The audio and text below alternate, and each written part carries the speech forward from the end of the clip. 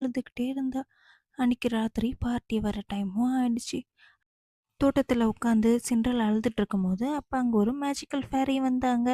அந்த ஃபேரிக்கு நடந்தது எல்லாம் புரிஞ்சுச்சு. அந்த ஃபேரி அங்க பம்ப்கின் தோட்டத்துல இருந்த ஒரு பம்ப்கின எடுத்து, அத வண்டியா மாத்துனாங்க. அங்க இருந்த குட்டி குட்டி எலிங்கள வண்டி ஓட்டுறவாவும் மாத்துனாங்க. சிண்ட்ரெல்லாவுக்கு ஒரு அழகான பிங்க் கலர் கவுனையும் குடுத்தாங்க. ஒரு கிறிஸ்டல் ஷூஸையும் குடுத்தாங்க. சிண்ட்ரெல்லாவ 12 மணிக்குள்ள வந்துரணும், இல்லன்னா எல்லாம் பழைய மாரி ஆகிடும்னு சொல்லி வார்னும் பண்ணி அனுப்பிச்சாங்க. சிண்ட்ரெல்லா அரண்மனைக்கு போன உடனே இளவரசர் அவர் அழகுல மெய்மறந்து பார்த்துட்டு இருந்தாரு. சிண்ட்ரெல்லாவும் இளவரசரும் கைகோத்து டான்ஸ் ஆடிட்டு இருந்தாங்க. சிண்ட்ரெல்லாவும் அவளை மறந்து இளவரசர் கூட டான்ஸ் ஆடிட்டே இருந்ததுல டைம் போனதே தெரியல. அதுக்கப்புறம் தான் கொஞ்ச நேரத்துல அவளுக்கு 12 மணி ஆக போகுதுன்னு தெரிஞ்சுச்சு.